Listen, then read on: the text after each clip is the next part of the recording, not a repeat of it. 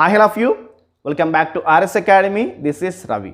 Students, Shift 1 analysis video అనేది already నేను చేశాను స్టూడెంట్స్. ఆ వీడియో లింక్ అనేది కింద డిస్క్రిప్షన్లో ఇస్తాను స్టూడెంట్స్. ఆ లింక్ క్లిక్ చేసి ఆ వీడియో చూడండి. సో ఆ ఒక ఎక్స్పీరియన్స్ని బట్టి shift 2, shift 3, shift 4, shift 5, shift 6 రాయబోతున్న స్టూడెంట్స్కి మీకు కొన్ని టిప్స్ చెప్దామని, కొన్ని ట్రిక్స్ చెప్దామని ఈ యొక్క వీడియో స్టూడెంట్స్. సో ఈ వీడియోని ఫుల్గా చూడండి స్టూడెంట్స్, ఎందుకంటే దీంట్లో మీరు ఎగ్జామ్ని ఎలా హ్యాండిల్ చేయాలో నేను క్లియర్గా ఎక్స్ప్లెయిన్ చేస్తాను. సో ఈ వీడియో మీకు ఎంతో వెళ్ళిపోతుంది అనుకుంటున్నాను స్టూడెంట్స్. మీకు నచ్చితే వీడియోని లైక్ చేయండి అండ్ మా ఛానల్ సబ్స్క్రైబ్ చేసుకోకపోతే సబ్స్క్రైబ్ చేసుకోండి. కింద కామెంట్ సెక్షన్లో మెన్షన్ చేయండి మీరు ఎలా ఫీల్ అయ్యారో. సో మీకు ఈ యొక్క వీడియో అనేది మీకు హెల్ప్ అయిందో లేదని చెప్పేసి మీరు కామెంట్ చేయండి స్టూడెంట్స్. అండ్ వీడియోకి వెళ్దాం స్టూడెంట్స్. వన్ మోర్ థింగ్, ఎవరైతే మా యొక్క ఛానల్ సబ్స్క్రైబ్ చేసుకోండి అండ్ ఇన్స్టాలో ఫాలో అవ్వండి అండ్ టెలిగ్రామ్లో జాయిన్ అవ్వండి స్టూడెంట్స్. ఓకే, సో మీరు ఫాలో అవ్వాల్సిన టిప్స్ ఏంటి? సో షిఫ్ట్ 1లోని చాలామంది స్టూడెంట్స్ ఏమని చెప్పారంటే 18-19 యావరేజ్గా క్వశ్చన్స్ అటెండ్ చేశాం సార్ అని చెప్పి చెప్తున్నారు. సో ఒక 18 to 19 క్వశ్చన్స్ వాళ్ళు అటెండ్ చేయగలిగారు కాబట్టి మీరు ఫిజిక్స్లో కూడా మీకు ఇంచుమించు అంతే ఉండొచ్చు. సో అందుకోసం మీరు ఏం చేయాలి అంటే, మిగతా క్వశ్చన్స్ చాలా టఫ్గా ఉన్నాయి. సో వాళ్ళు చెప్పే ఉద్దేశం ఏంటంటే, ఫిజిక్స్ చూస్తే మాకు చాలా భయం వేసింది సార్. సో అసలు ఈ ఫస్ట్ అయితే మాకు ఏం అర్థం కాలేదు, ఏ క్వశ్చన్స్ మాకు రావలేదు అని అంటే ఫీలింగ్ అయింది మాకు అని చెప్పేసి చెప్పారు. సో మీరు ఫస్ట్ ఫిజిక్స్ అటెండ్ చేయడానికి అసలు ట్రై చేయకండి. ఎందుకంటే ఫిజిక్స్ చూసి ప్యానిక్ అయిపోయి ఎగ్జామ్ అనేది మీకు ఎట్సరిగా రాయలేరు. కాబట్టి ఫస్ట్ ఫిజిక్స్కి అసలు వెళ్ళకండి. సో కెమిస్ట్రీ అటెండ్ చేయడానికి ట్రై చేయండి. సో అదే మీకు ఫస్ట్ టిప్. సో ఫిజిక్స్ని మీరు లాస్ట్లో పెట్టుకోండి. ఎందుకు అంటే ఫస్ట్ మీకు ఎగ్జామ్ ప్యాటర్న్ అలవాటు అవ్వాలి, మీరు ఎగ్జామ్ మూడ్లోకి వెళ్ళాలి. కాబట్టి ఫస్ట్ మీరు కెమిస్ట్రీ చేయండి. కెమిస్ట్రీ చేసిన తర్వాత మ్యాథ్స్లోకి వెళ్ళండి. సో మ్యాథ్స్కి వెళ్తే దాని తర్వాత ఫిజిక్స్ మీరు అటెండ్ చేయగలిగితే సో మీకు ఆ టైం మెంటాలిటీ, ఆ అడ్జస్ట్మెంట్ అన్నీ మీకు అడ్జస్ట్ అయిన తర్వాత ఫిజిక్స్ని హ్యాండిల్ చేయగలుగుతారు.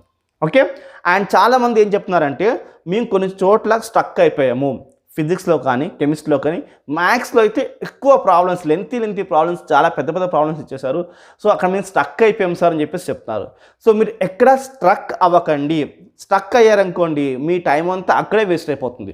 సో అలా స్టక్ అవ్వడం బట్టి లాస్ట్ టైం అడ్జస్ట్ చేయాల్సి వచ్చింది. ఎలాగంటే last 5-10 minutes 3 minutesలో 20 questions, 15 questions, 10 questions రాసామని చెప్పేసి వాళ్ళు చెప్తున్నారు. సో అలా చేయడం బట్టి ఏమైపోతుందంటే, మీకు ఆ 20 questions 10 questions వచ్చి ఉన్నా మీరు అటెండ్ చేయలేరు. కాబట్టి మీరు ఎక్కడ స్ట్రక్ అవ్వకండి. స్ట్రక్ అవుతున్నారంటే ఆ క్వశ్చన్ ఇచ్చి పెట్టేసేయండి, లేకపోతే ఏదో ఒకటి ఆప్షన్ పెట్టి తక్కువ వచ్చేసేయండి. ఎందుకంటే మీరు అంత టైం, ఒక టైంకి ఒక క్వశ్చన్కి 5 minutes 3 minutes ఇచ్చారనుకుందాం, అంటే మీరు పక్కన ఆల్రెడీ 3-4 questions లాస్ చేసుకుంటున్నారు. సో స్టక్ అయ్యే సమ్స్ ఉంటే మీరు ముట్టుకోకుండా దానికి ఏదో ఒక ఆప్షన్ పెట్టుకుని ముందుకు వచ్చేసేయండి. సో ఎందుకంటే మీకు వచ్చిన క్వశ్చన్స్కి ఎక్కువ ప్రిఫరెన్స్ ఇవ్వండి, మీకు తెలిసిన క్వశ్చన్స్కి ఎక్కువ ప్రిఫరెన్స్ ఇవ్వండి. అవి సరిగ్గా అటెండ్ చేయడానికి ట్రై చేయండి. రాని క్వశ్చన్స్ని మీరు టైం అంతా వేస్ట్ చేసి స్టక్ అయిపోయి వచ్చిన క్వశ్చన్స్ని ఏమో మీరు ఇచ్చి పడేసుకుంటే మీకు ఏం ప్రయోజనం చెప్పండి? సో మీరు ఏం చేస్తారంటే, స్టక్ అయ్యే క్వశ్చన్స్ అసలు ముట్టుకోకండి, వచ్చిన క్వశ్చన్స్ని ఫోకస్ చేయండి. అండ్ వాళ్ళు చెప్పిన అభిప్రాయం ఏంటంటే, డైరెక్ట్ క్వశ్చన్స్ ఏవీ లేవంట. సో డైరెక్ట్ క్వశ్చన్స్ ఏమి లేవు కాబట్టి చాలా మటుకు ఏం చెప్తారంటే, ఈజీగా నాలెడ్జ్ బేస్డ్ క్వశ్చన్స్ ఎక్కువ అడుగుతున్నారు. సో మీ నాలెడ్జ్ పెంచుకోవడానికి ట్రై చేయండి. సో అది ఎలా చేసుకోవాలి అంటే, కాన్సెప్ట్స్ రీడ్ చేయండి, ఫార్ములాస్ రీడ్ చేయండి, బ్యాక్ కీవర్డ్స్ రీడ్ చేయండి.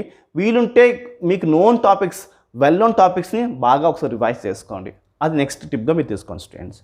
సో వాళ్ళు చెప్పే లాస్ట్ ఇంకో అభిప్రాయం ఏంటి అంటే, పేపర్ చాలామంది స్టక్ అయ్యి ప్యానిక్ అయిపోయాం సార్, మేము ఎగ్జామ్ మోడ్లోకి రావడానికి మాకు 15 minutes పట్టింది, కొంతమంది 10 minutes పట్టింది, కొంతమంది అయితే మాకు భయం వేసిపోయింది సార్, అసలు పేపర్ మాకు వచ్చిన క్వశ్చన్స్ ఏవీ లేవు అని కొంతమంది చెప్తున్నారు. అంటే మీరు ఫస్ట్ ప్యానిక్ అవ్వకుండా మీరు కూల్గా ఎగ్జామ్ రాయడానికి ట్రై చేయండి. సో ప్యానిక్ అయిపోతే మీకు వచ్చిన క్వశ్చన్స్ కూడా మీరు అటెంప్ట్ చేయలేరు. సో ప్యానిక్ అవ్వకుండా ఫస్ట్ మీకు ఏవైతే క్వశ్చన్స్ ఈజీగా ఉన్నాయో వాటిని చూడండి, కష్టంగా క్వశ్చన్స్ ఇచ్చి పెట్టేసి తర్వాత అటెండ్ చేసుకుందాం. అలా మీరు ఎగ్జామ్ని హ్యాండిల్ చేస్తే షిఫ్ట్ 1 వాళ్ళు చేసిన ఒక మిస్టేక్స్ని మీరు చేయకుండా, సో షిఫ్ట్ 1 వాళ్ళకన్నా మీరు ఎగ్జామ్ బాగా రాయగలుగుతారు. సో వాళ్ళకన్నా మీరు బెటర్ రాయాలంటే ఈ టిప్స్ మీకు ఖచ్చితంగా హెల్ప్ అవుతాయి. హెల్ప్ అవుతూనే మీరు బాగా రాయగలుగుతారు. సో నా అభిప్రాయం ఏంటి అంటే, వాళ్ళు చెప్పిన ఎక్స్పీరియన్స్ని, నా టిప్స్ మీరు తీసుకుని ఈ యొక్క మిగతా ఎగ్జామ్స్ని బాగా రాయాలని నా ఉద్దేశం స్టూడెంట్స్. అందుకోసమే ఈ యొక్క వీడియో స్టూడెంట్స్. ఓకే, సో మిగతా షిఫ్ట్ వాళ్ళు ఎగ్జామ్ చాలా కేర్ఫుల్గా రాయాలని నా ఉద్దేశం స్టూడెంట్స్. మరి పేపర్ టఫ్గా వస్తే, వాళ్ళకన్నా టఫ్గా వస్తే పరిస్థితి ఏంటి సార్ అంటే, సో మీకు టఫ్గా వచ్చింది అనుకుందాం, కట్ ఆఫ్ కూడా తక్కువ ఉంటుంది కాబట్టి నార్మలైజేషన్ ప్రాసెస్ ద్వారా అన్ని షిఫ్ట్స్ని బ్యాలెన్స్ చేస్తారు స్టూడెంట్స్. ఈజీగా వచ్చిన వాళ్ళకి కొన్ని మార్క్స్ తీసేసి టఫ్గా వచ్చిన వాళ్ళకి కొన్ని మార్క్స్ యాడ్ చేస్తారు. దానికి సంబంధించిన ఇన్ఫర్మేషన్ మీకు కావాలంటే కింద డిస్క్రిప్షన్లో లింక్ ఇస్తాను, ఆ లింక్ క్లిక్ చేసి ఆ వీడియోని క్లియర్గా చూడండి.